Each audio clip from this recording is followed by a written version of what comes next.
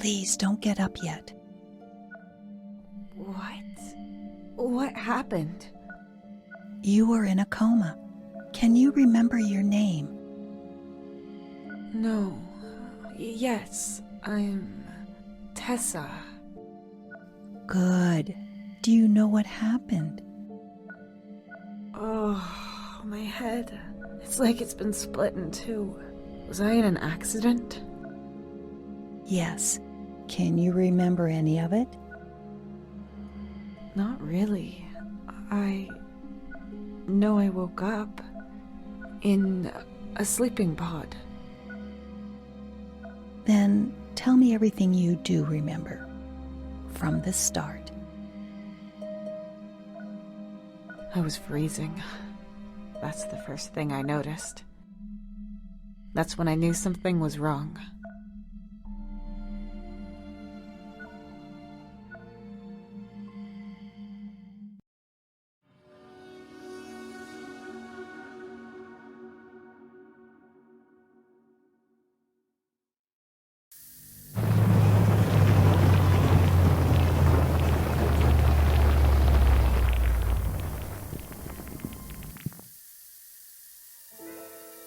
It's not reacting! Oh. What? Mark? Mark! Where are you? Something's wrong here. Have we crashed? Ugh, my whole body hurts. His sleeping pod is empty. He probably got woken up by the system after the crash and must have ran to the cockpit. He could have woken me up too. I should look for him and... ow! Oh! Damn it, I'm stuck. All I can move is my arm.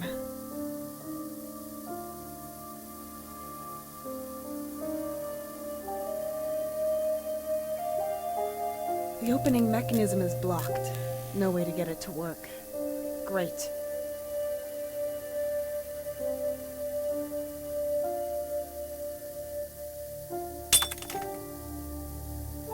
Sharp and pointy. I have to be careful with it.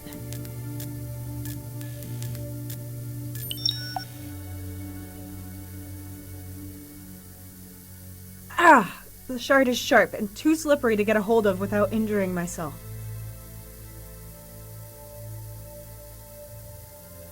The cover is torn. I can see the foam padding. I pulled out a large piece.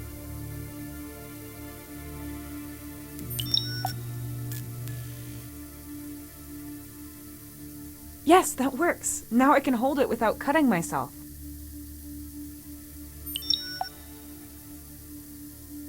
Come on, I have to get out of here. Finally.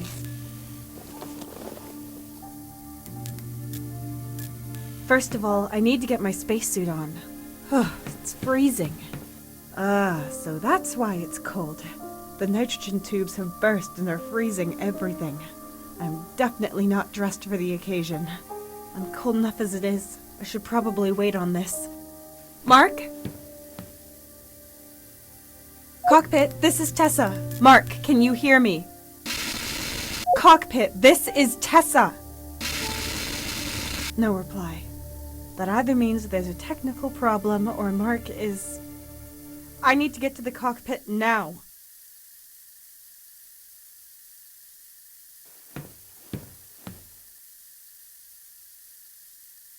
There's disinfectant inside that we have to use before going into cryosleep. Easily flammable. I should be glad if I didn't wake up as a human torch. This pipe leads to a tank where cooling fluid is filtered. It must have burst in the crash.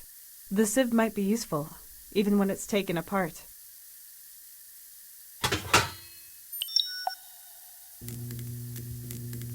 If I pull this lever, the stuff would pour out onto the ground.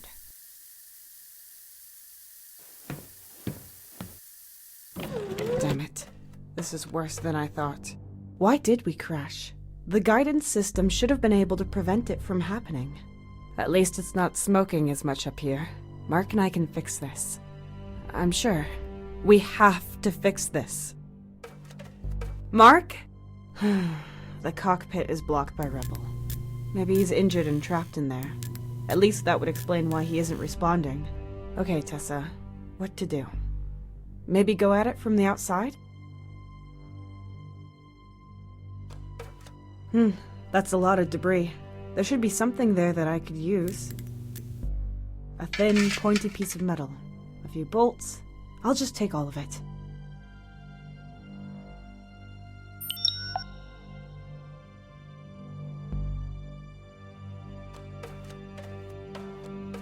That's the door to the hold, but it won't open. I need to find another way forward. The card reader for the hold door. I need an ID card to use it. The cables are broken and the insulation is gone. I have to be careful. Ha! It's just as Confucius says. The woman who moves a mountain begins by carrying away small stones. Or at least she would, if she could.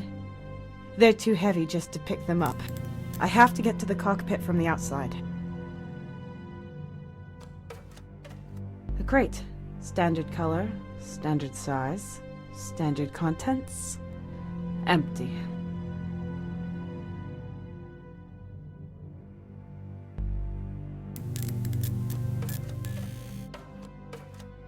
The hull is torn.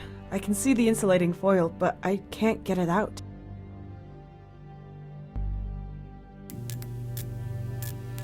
Sometimes you just have to break things even more before you can repair them.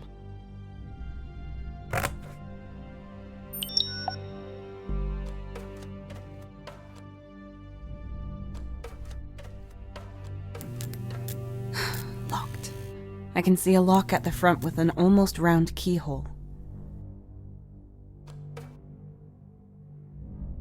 This pipe transports nitrogen, which is freezing the locker from the back.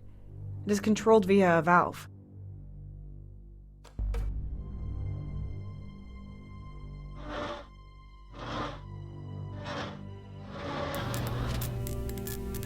That might have stopped the nitrogen.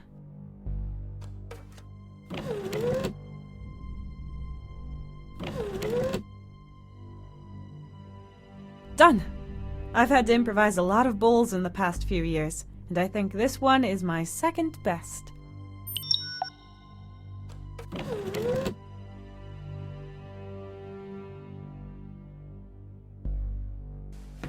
I should be able to use this to collect and transport the disinfectant. Damn, it's been exposed to the cold for too long. The ice is preventing me from opening it. It won't just thaw on its own.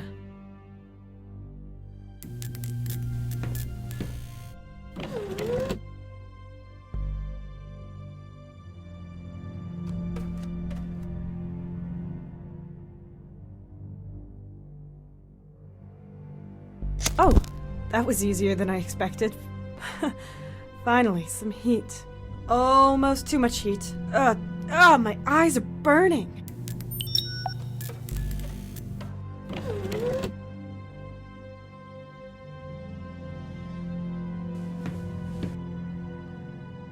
This should hopefully thaw the ice if I have enough fuel.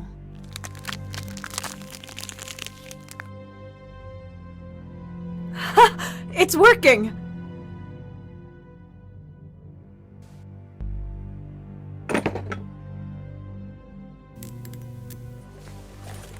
Oh, that's nice. So comfy and warm. Watch out, foreign planets. You can't scare me anymore. Well, at least not with cold temperatures. But I won't put the helmet on until I go outside. There's something in these pockets. Key, matches, and... our company's ID card. But the name on it is... Melissa Luna? Who's that? But that's definitely me in the picture. So, this company can send rockets through space, but then prints the wrong name on my ID card? No wonder we crashed if they can't even get that right. Before I start looking for Mark again, I should write down my experiences on my ID card's logbook. Well, IMC's accident protocol requires me to do so, and we've definitely had an accident. I'll just use this one.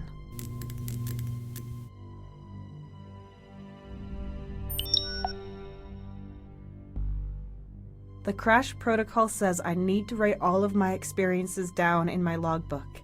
And with the headache I've got and the memory gaps, logging everything is a good idea anyway. And then I need to look for Mark. The crash protocol says I need to write all of my experiences down in my logbook. And with the headache I've got and the memory gaps, logging everything is a good idea anyway. And then I need to look for Mark. Strange. This data is pretty similar to mine. It's almost a complete match. But the numbers and the date of birth are shifted by one. 1 day, 1 month, 1 year. But the biometric data is correct. I'm sure the picture is wrong. And the other thing is a coincidence? I don't recognize the name, though. Weird.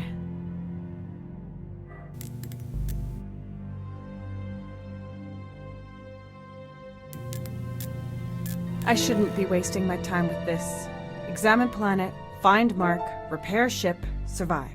That's all that matters. Focus, Tessa.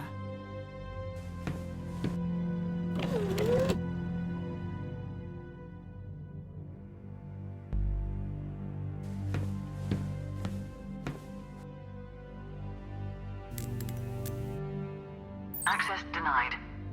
Strange. That's my card, and the bioscanner should confirm that it's me, and that I have access. Something isn't right here.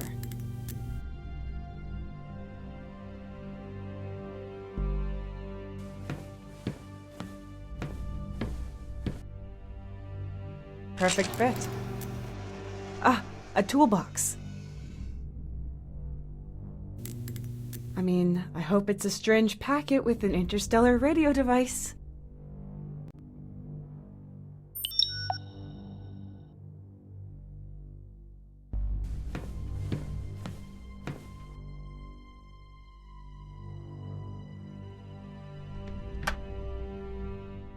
What do we have here?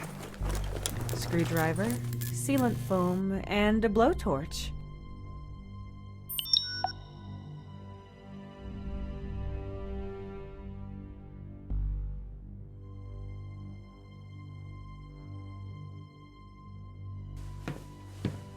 I'd better put on the helmet, just to be sure.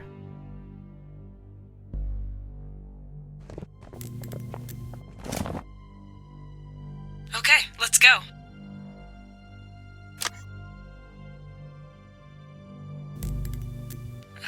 It's not reacting, but we have power. Where's the problem? There are wires hanging out. They might be jamming the energy supply.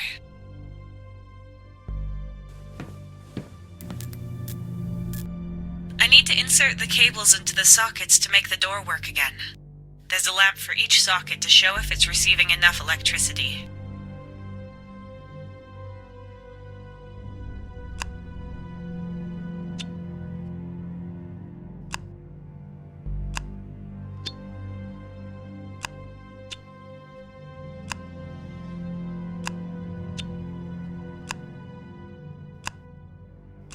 Okay, the cables are where they should be. Now I can try the outer door. I'm excited to see what's out there. Or I would be if I wasn't in this situation. I hope the door survived the crash. Yes! It's seen better days, but it's open.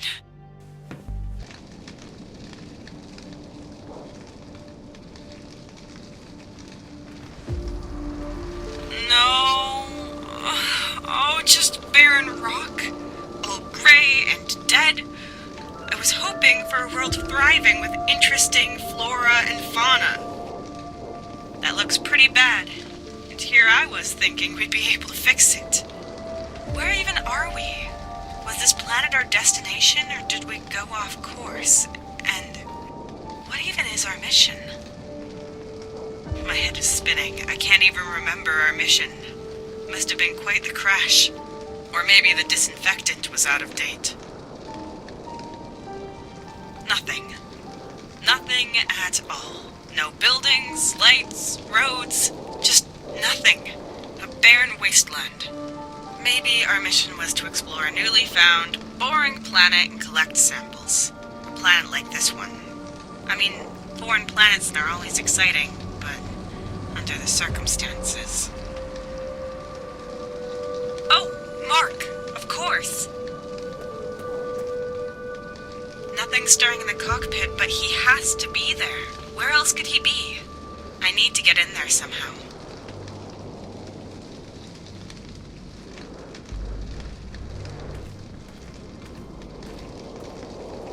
This panel allows us to service the instruments behind it. The mechanism to open it is on the right. You usually activate it from the cockpit, so there has to be a way through.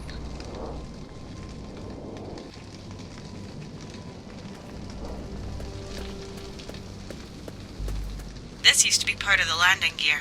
There are a few parts scattered inside.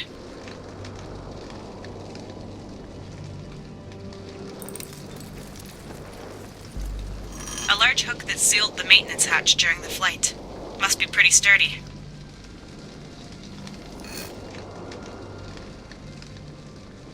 And the lever to open the hatch. Both made from heat-proof ceramics.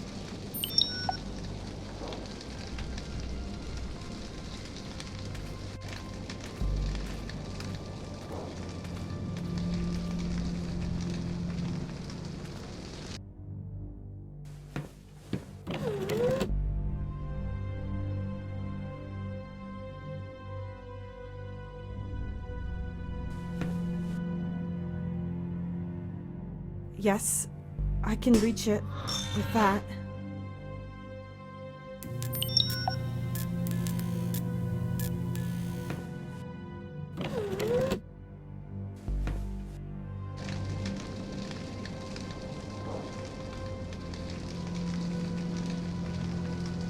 A bit wobbly. If I could fasten it properly, the pole would have a pointed flat edge that I could use.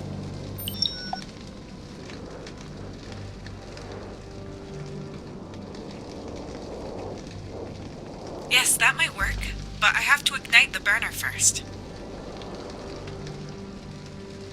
Good, that works.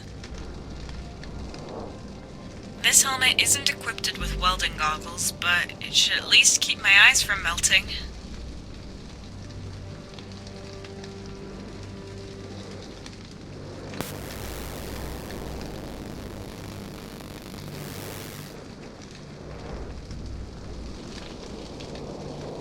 Not a bad weld seam for a beginner. I suppose Mark would say otherwise. Show off.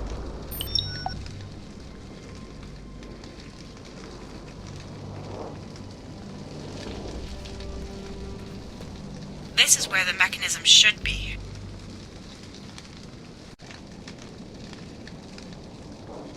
Come on. Mark would have been able to help me here. As if.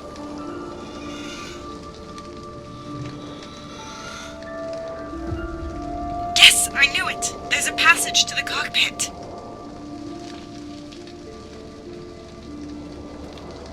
The mounts on this panel look solid. I have to try it. Unpleasant, but unavoidable.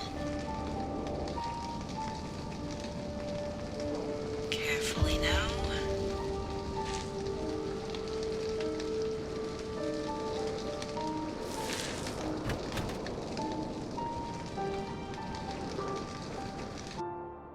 Mark! What? Nobody here. Did he just leave me behind? No, he would never do that. He would only go if he knew I wasn't in danger. And this is better than finding his body lying around. Wherever he is, we need help to get away from here. After breaking down, the first thing we need to do is send out an emergency signal. I hope someone will receive it. The earlier I get it done, the better. Mark has to wait. Right. Emergency signal. I need that console over there. It won't turn on. Probably no power. The power cells for the cockpit are behind the cover below.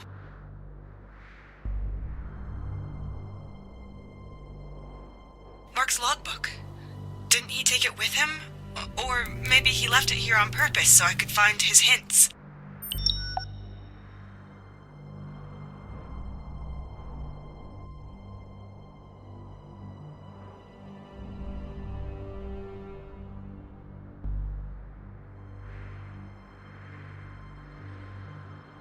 think all these flashing lights are a good sign.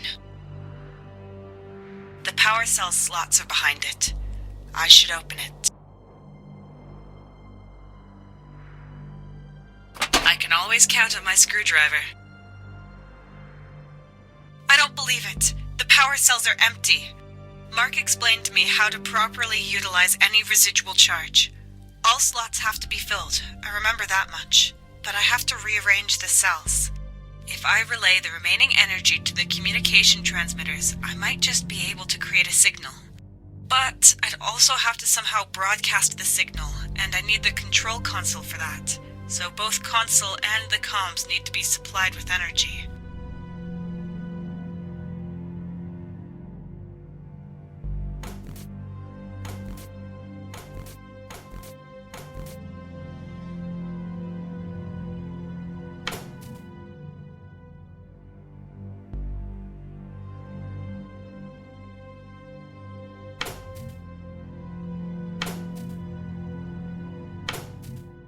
Okay, the communication device and the display have as much energy as I can give them. Let's hope it works. Still works. Right then. Communication. Emergency signal. Low energy. Emergency signal cannot be activated. Low energy. Emergency signal cannot be activated. Low energy. Emergency signal cannot be activated.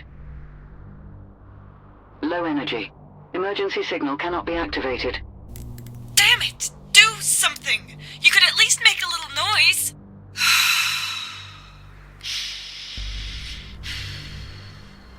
If only Mark was here. I need more power to send an emergency signal. Which means power cells.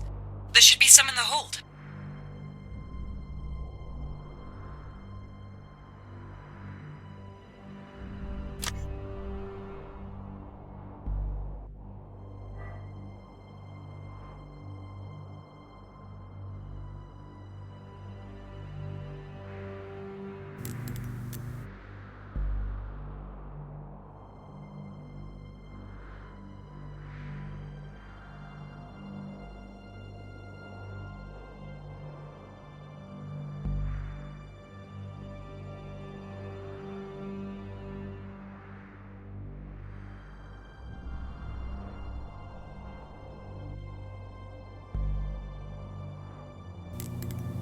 That's no use.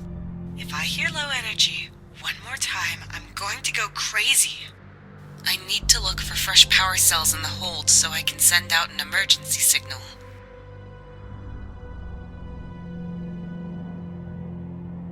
Mark's logbook. An old version, but he likes things retro. Maybe I can find some answers in it. It's not completely intact anymore. I'll remove the ID card. Then I can read the entries in my logbook.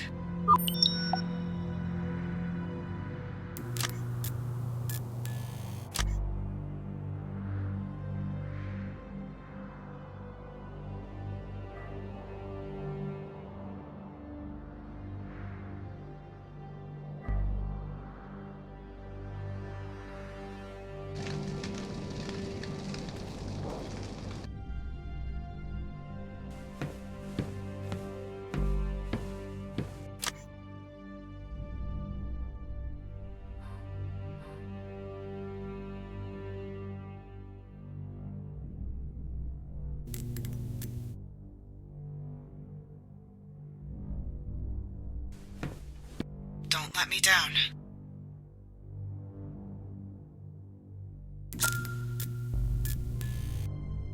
Accept it! Oh, it requires further authentication? There's security and then there's paranoia. I need the key code that Mark set.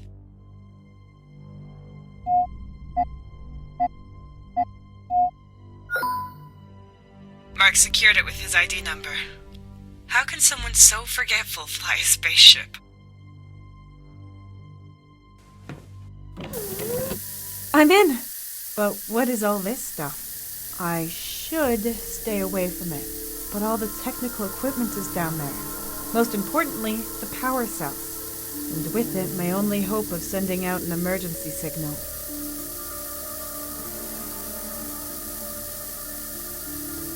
Could release the gas here if it wasn't all collected at the bottom.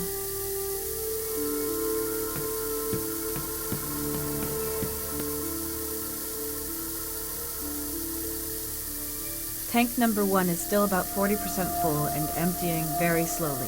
It's going to take hours for all the gas to release. Tank number 2 is filled with carbon dioxide. It's about 1.2% full and stable. Looks like it wasn't damaged in the crash. If I open tank 2, the gas will be gone within minutes.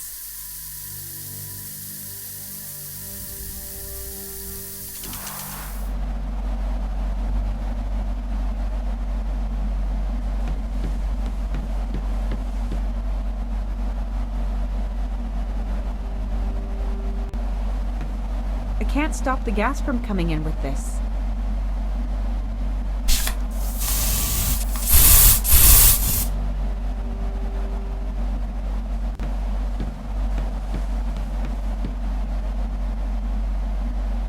I hope the carbon dioxide will push the gas up now, but I shouldn't be here when that happens.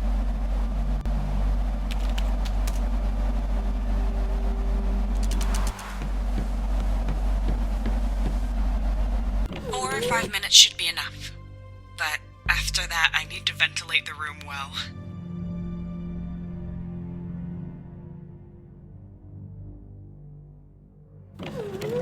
It worked!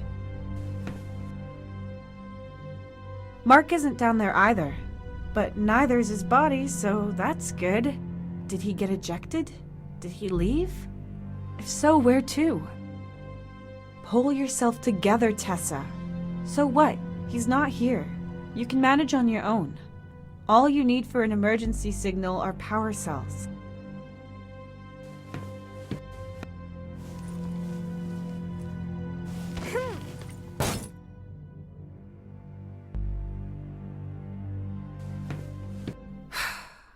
Okay, this is the last straw.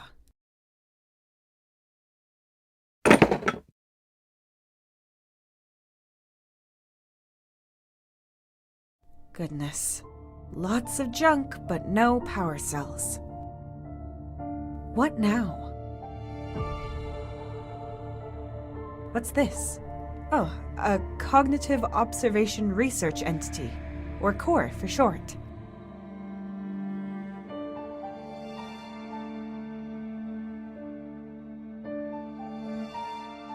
We use these things to reach places we can't get to ourselves.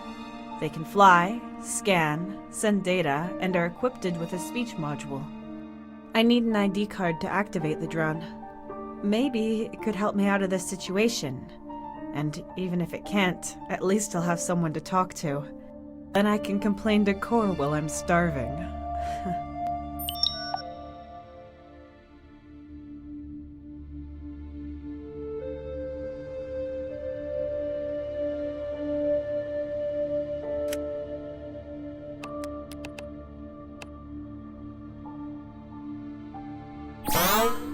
Unit activated. Assigned to Melissa Luna, Explorer.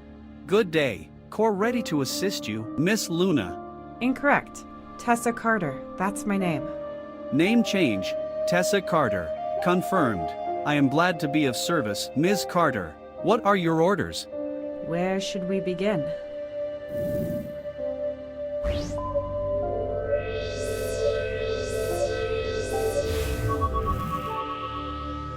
Nine leaks, 4 hull breaches, 2 broken beams, 14. 1 broken spaceship, 1 survivor.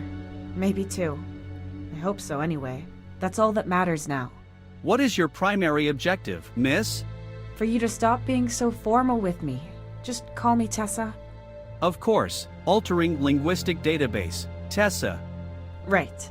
The next objective is to send out an emergency signal.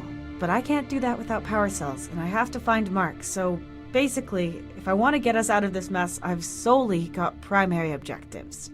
I do not have access to the ship's database. Who is Mark? Mark Bennett, about 30 years old, pilot and mechanic. We're the TAC-92's crew. Registered. What is the status of your immediate surroundings? Well, I have to take a closer look. My scanners could help in examining your surroundings. Good idea. Do that.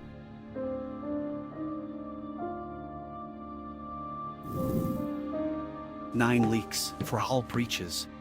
I know this thing's broken. I meant the surroundings. Let's just scan it outside. Confirmed.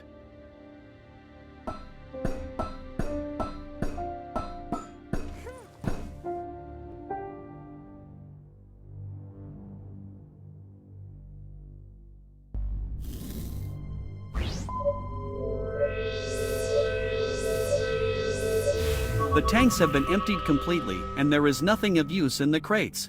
Whatever we are going to find on the planet, we can probably store it here.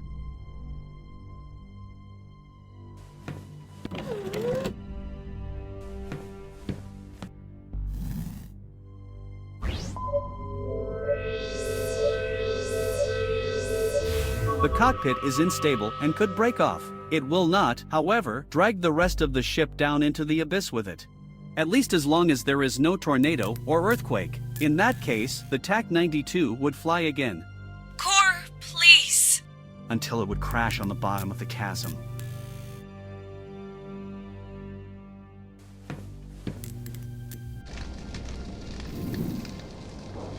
Analyzing atmosphere outside the ship.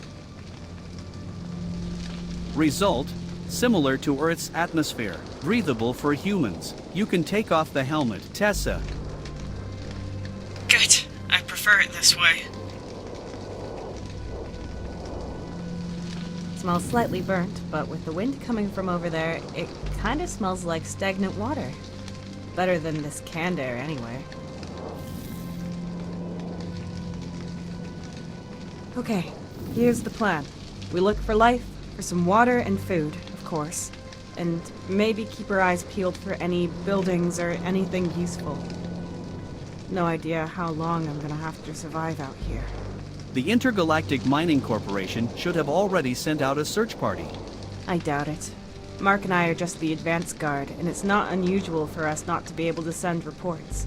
We don't have a set route, either. They'll start looking for us eventually. Eventually. And by then, I'll probably be talking to a volleyball. But I do not understand what it has to do with this crash. Never mind.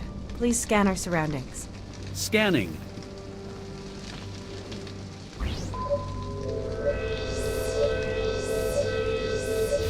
Scan complete. Scan radius of about 400 meters. No signs of relevantly sized life forms. No artificial constructs or buildings. Relevantly sized? And what size is relevant to you? Anything bigger than a fully grown male Balinese toucan. A what? A male Balinese toucan. Their average size in all dimensions roughly represents that of the average-sized, fully grown earthen life form. You're joking, right? Statistics are not a joke. Well, that doesn't help me. Compare the data to something I know. No more than 8 letters. Equivalent to a medium-sized dog. Equivalent to a chicken 49.9% larger than average. Equivalent to exactly 11 hedgehogs. To recap, a Balinese toucan is roughly the size of 1.5 chickens.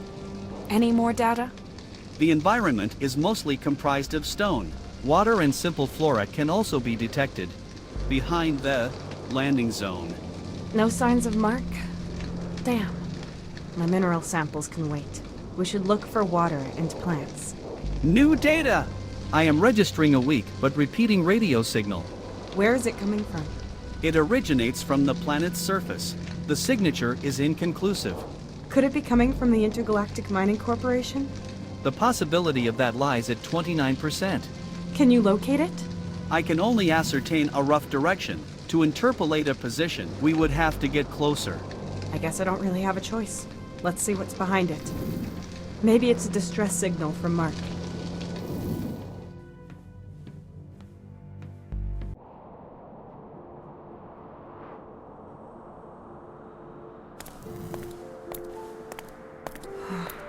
Incredible. I know why I love my job. Without it, I wouldn't be able to see things like this. We followed the crash's progression. These must be the plants you were talking about. Well, they're not flowers, C.O.R.E., let me tell you. More of a smelly swamp. I do not categorize flora and fauna by their feel-good factor, unless you wish to update my software accordingly.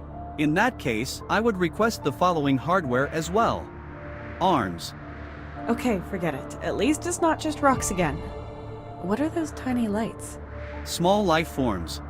Interesting. A good sign there might be more to this planet. If we flew over this place with the TAC-92 before we crashed, could something have fallen from the ship that's now emitting the signal? Theoretically. But the ship's inventory was complete, so the signal I am receiving cannot originate from a technical device known to us. We can't get any closer. We need to get down there. You could slide and climb down those rocks there, but they are quite steep and porous, so you could not get back up again. So a one-way ticket then. My recommendation: remaining within the TAC-92. The ship's hull offers protection and Mark could return. Then you would no longer be on your own. It would be easier for you to find water together, as well as finding a way which allows for a return to the ship. But then we still won't be able to send the emergency signal. We should find out what that signal is that you're receiving. Agreed.